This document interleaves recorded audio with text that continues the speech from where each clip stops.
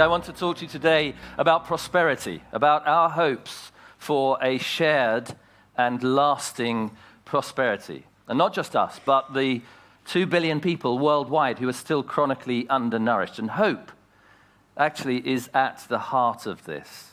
In fact, the Latin word for hope is at the heart of the word prosperity, prospere, speres, hope, in accordance with our hopes and expectations. The irony is, though, that we have cashed out prosperity, almost literally in terms of money and economic growth. And we've grown our economies so much that we now stand in a real danger of undermining hope. Running down resources, cutting down rainforests, spilling oil into the Gulf of Mexico, changing the climate. And the only thing that has actually remotely slowed down the relentless rise of carbon emissions over the last 2 to 3 decades is recession. And recession, of course, isn't exactly a recipe for hope either, as we're busy finding out. So we're caught in a kind of trap. It's a dilemma of growth. We can't live with it, we can't live without it, trash the system, or crash the planet. It's a tough choice. It isn't much of a choice. And our best avenue of escape from this actually is it's a kind of blind faith in our own cleverness, in technology, in efficiency, in doing things more efficiently. Now, I haven't got anything against efficiency, and I think we are a clever species sometimes. But I think we should also just check the numbers, take a reality check here. So I want you to imagine a world in 2050 of around 9 billion people, all aspiring to Western incomes, Western lifestyles. And I want to ask the question, and we'll give them that 2% hike in income, in salary each year as well, because we believe in growth. And I want to ask the question, how far and how fast would we have to move? How clever would we have to be? How much technology would we need in this world to deliver our carbon targets? And here, in my chart, on the left-hand side, is where we are now. This is the carbon intensity of economic growth in the economy at the moment. It's around about 770 grams of carbon. In the world I described to you, we have to be right over here on the right-hand side. It's 6 grams of carbon. It's a 130-fold improvement, and that is 10 times further and faster than anything we've ever achieved in industrial history. Maybe we can do it. Maybe it's possible. Who knows? Maybe we can even go further and get an economy that pulls carbon out of the atmosphere, which is what we're going to need to be doing by the end of the century. But shouldn't we just check first that the economic system that we have is remotely capable of delivering this kind of improvement? So I want to just spend a couple of minutes on system dynamics. It's a bit complex, and I apologize for that. What I'll try and do is I'll try and paraphrase it in sort of human terms. So it looks a little bit like this. Firms produce goods for households, that's us, and provide us with incomes, and that's even better because we can spend those incomes on more goods and services. That's called the circular flow of the economy. It looks harmless enough. I want to just highlight one key feature of this system, which is the role of investment. Now, investment constitutes only about a fifth of the national income in most modern economies, but it plays an absolutely vital role. And what it does, essentially, is to stimulate further consumption growth. It does this in a couple of ways, chasing productivity, which drives down prices and encourages us to buy more stuff, but I want to concentrate on the role of investment in seeking out novelty, the production and consumption of novelty. Joseph Schumpeter called this the process of creative destruction. It's the process of the production and reproduction of novelty, continually chasing expanding consumer markets, consumer goods, new consumer goods. And this is where it gets interesting, because it turns out that human beings have something of an appetite for novelty. We love new stuff, new material stuff for sure, but also new ideas, new adventures, new experiences. But the materiality matters too, because in every society that anthropologists have looked at, material stuff operates as a kind of a language of goods, a symbolic language that we use to tell each other stories. Stories, for example, about how important we are. Status-driven, conspicuous consumption thrives from the language of novelty. And here, all of a sudden, we have a system that is locking economic structure with social logic.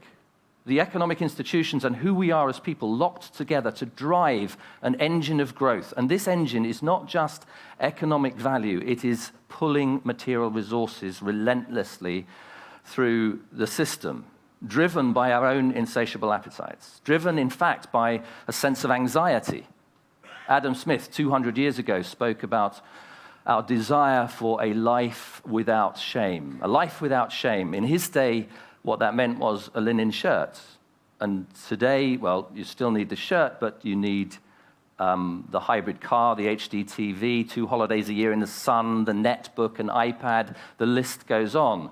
An almost inexhaustible supply of goods driven by this anxiety. And even if we don't want them, we need to buy them, because if we don't buy them, the system crashes. And to stop it crashing, over the last 2 to 3 decades, we've expanded the money supply, expanded credit and debt so that people can keep buying stuff. And of course, that expansion was deeply implicated in the crisis. But this, I just want to show you some data here. This is what it looks like, essentially, this credit and debt system, just for the UK. This was the last 15 years before the crash. And you can see there, consumer debt rose dramatically. It was above the GDP for 3 years in a row just before the crisis. And in the meantime, personal savings absolutely plummeted. The savings ratio, net savings, were below 0 in the middle of 2008, just before the crash. This is people expanding debt, drawing down their savings just to stay in the game. This is a strange, rather perverse story. Just to put it in very simple terms, it's a story about us, people, being persuaded to spend money we don't have on things we don't need, to create impressions that won't last on people we don't care about.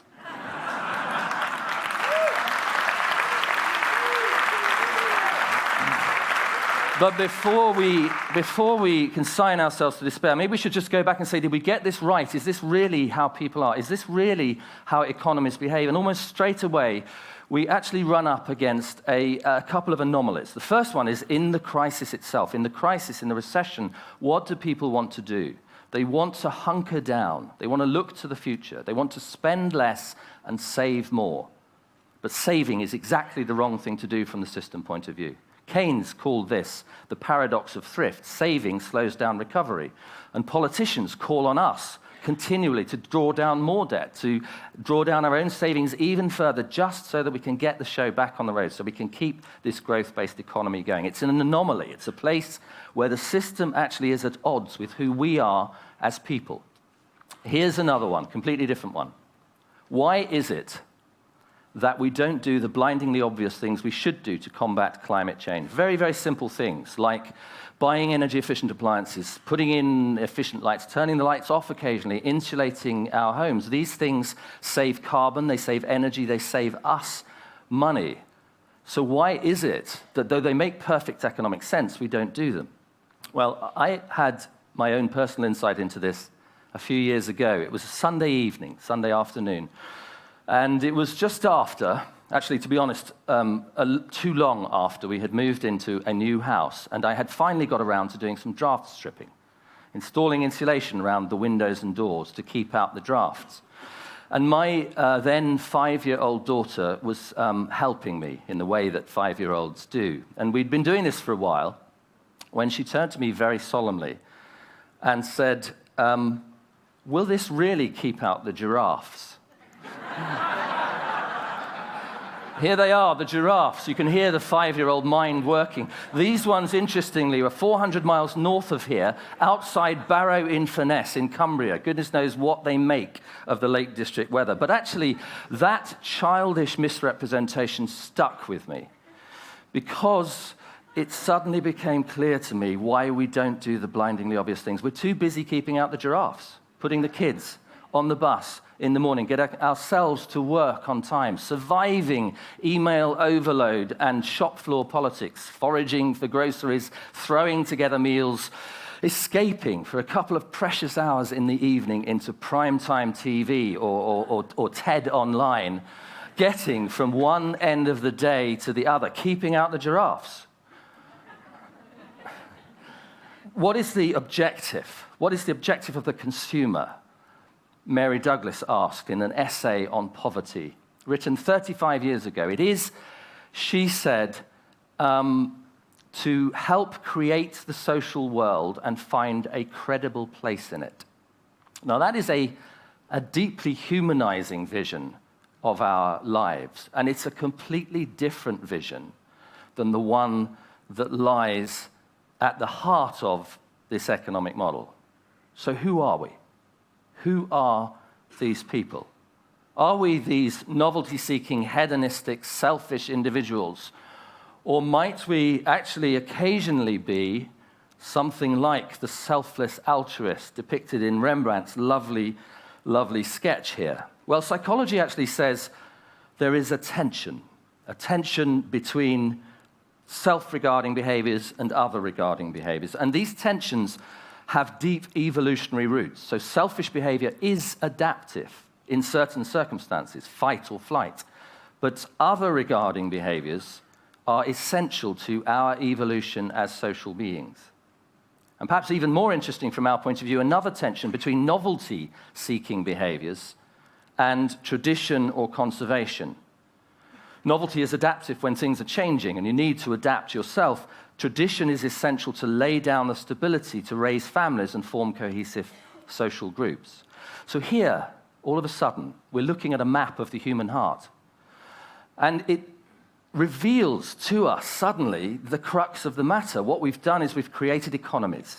We've created systems which systematically privilege, encourage one narrow quadrant of the human soul and left the others unregarded. And in the same token, the solution becomes clear, because this isn't, therefore, about changing human nature. It isn't, in fact, about curtailing possibilities. It is about opening up. It is about allowing ourselves the freedom to become fully human, recognizing the depth and the breadth of the human psyche, and building institutions to protect Rembrandt's fragile altruist within.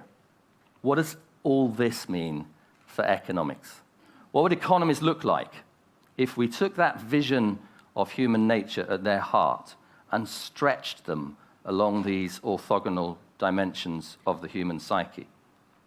Well, it might look a little bit like the 4,000 community interest companies that have sprung up in the UK over the last 5 years, and a similar rise in B corporations in the United States. Enterprises that have ecological and social goals written into their constitution, at their heart.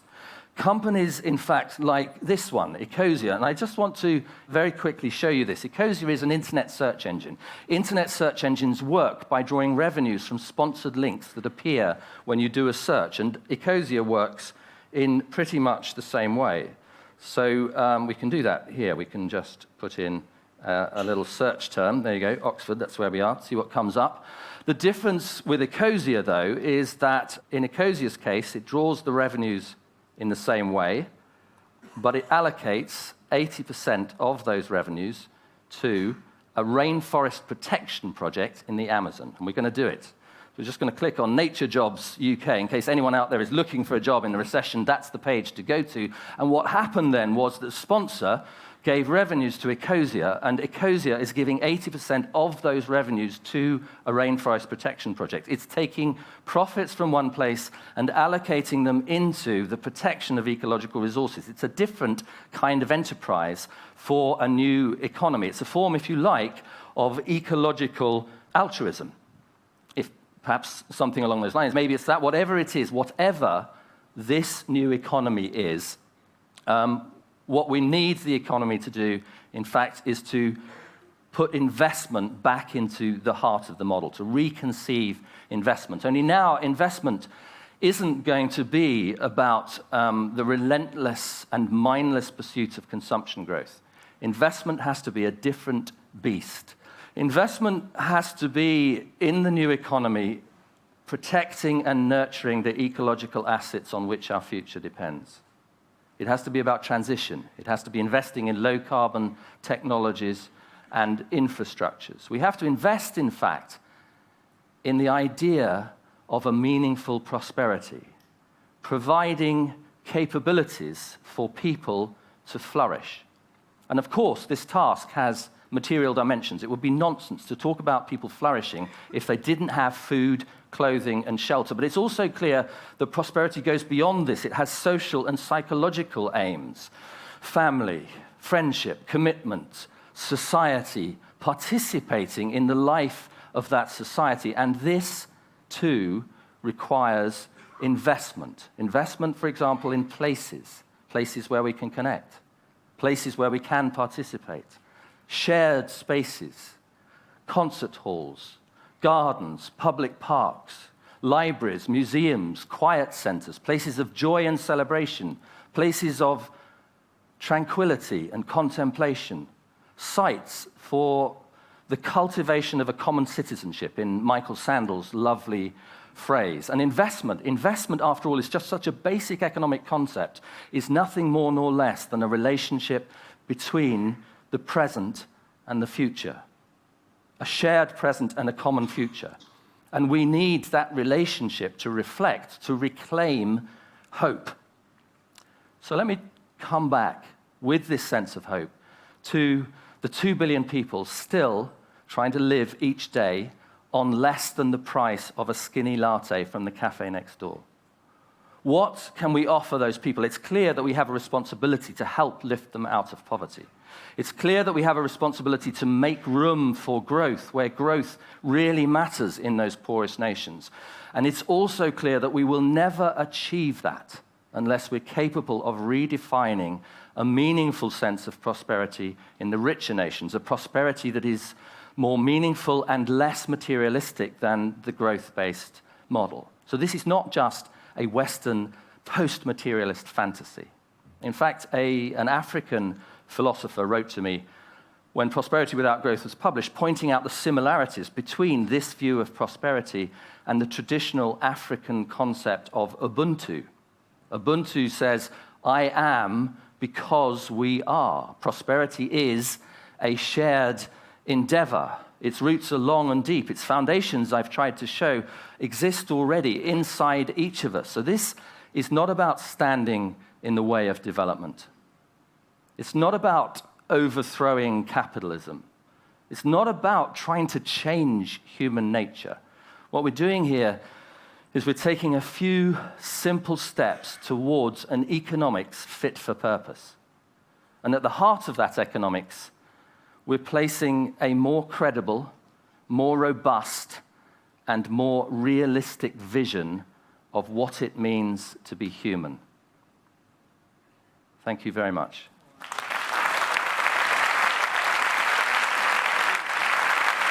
While they're taking the podium away, just a quick question. I mean, first of all, economists aren't supposed to be inspiring, so you may need to work on the tone a little. Can you picture the politicians ever buying into this? I mean, can you picture a politician standing up in Britain saying, GDP fell 2% this year. Good news. We're actually all happier, and our country is more beautiful, and our lives are better. Well, that's clearly not what you're doing. You're not making news out of things falling down. You're making news out of the things that tell you that we're flourishing. Can I picture politicians doing it? Actually, I already am seeing a little bit of it. When we first started this kind of work, politicians would stand up, Treasury spokesmen would stand up and accuse us of wanting to go back and live in caves. And actually, in the period through which we've been working over the last 18 years, partly because of the financial crisis and a little bit of humility in the profession of economics, actually people are engaging in this issue in all sorts of countries around the world. But is it mainly politicians who are going to have to get their act together, or is it going to be more just civil society and companies? It has to be companies, it has to be civil society, but it has to have political leadership. This is a kind of agenda which actually politicians themselves are kind of caught in that dilemma because they're hooked on the growth model themselves, but actually opening out the space to think about different ways of governing, different kinds of politics, and creating the space for civil society and businesses to operate differently. Absolutely vital. And if someone could convince you that we actually can make the 130-fold improvement in efficiency of reduction of carbon footprint, would you then actually like that picture of economic growth into more knowledge-based goods? I would still want to know that you could do that and get below zero by the end of the century in terms of taking carbon out of the atmosphere and solve the problem of biodiversity and reduce the impact on land use and do something about the erosion of topsoils and the quality of water. If you can convince me we can do all that, then yes, I would take the 2%. Tim, thank you for a very important talk. Thank you. Thank you.